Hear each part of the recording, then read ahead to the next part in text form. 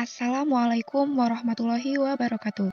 Perkenalkan, nama saya Ayu Lestari dengan NPM 1811010538 dari jurusan Pendidikan Agama Islam Fakultas Tarbiyah dan Keguruan KKNDR UIN Raden Intan Lampung dari kelompok 148 dengan DPL Bapak Iib Sugiharta MSI.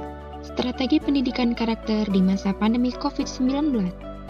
Budaya tidak terbentuk dari tindakan-tindakan istimewa dan besar, melainkan dari pembiasaan dan praktis nilai yang konsisten diterapkan di satuan pendidikan sekolah. Nilai-nilai ini dihayati, dihidupi, dan dievaluasi secara terus-menerus oleh warga satuan pendidikan.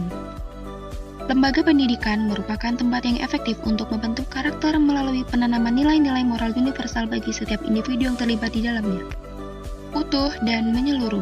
Dengan kata lain, implementasi pendidikan karakter di sekolah harus utuh dan menyeluruh, melibatkan makin banyak orang, baik di dalam lingkungan sekolah sendiri maupun di luar lingkungan sekolah.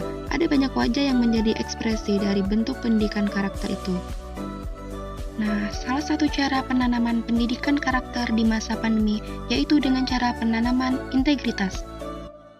Sejak pandemi COVID-19 melanda Indonesia yang mengharuskan peserta didik untuk belajar dari rumah, menuntut konsekuensi dari penanaman pendidikan karakter ini, seperti diketahui ketika pembelajaran daring diberlakukan, peserta didik cenderung mengikuti pembelajaran yang kurang menunjukkan kedisiplinan sebagai pembelajaran tatap muka.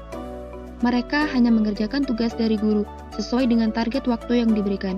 Semua itu hanya mengarah pada ranah kognisi, sedangkan ranah afeksi atau sikap belum teranjut secara optimal. Dengan demikian, guru perlu mengatur strategi pembelajaran dengan mengarahkan pada aspek penanaman integritas.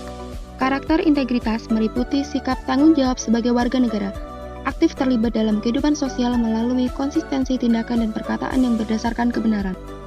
Dengan demikian, seluruh langkah yang dilakukan oleh peserta didik akan secara langsung memberikan berbagai ragam penanaman karakter termasuk nilai integritas.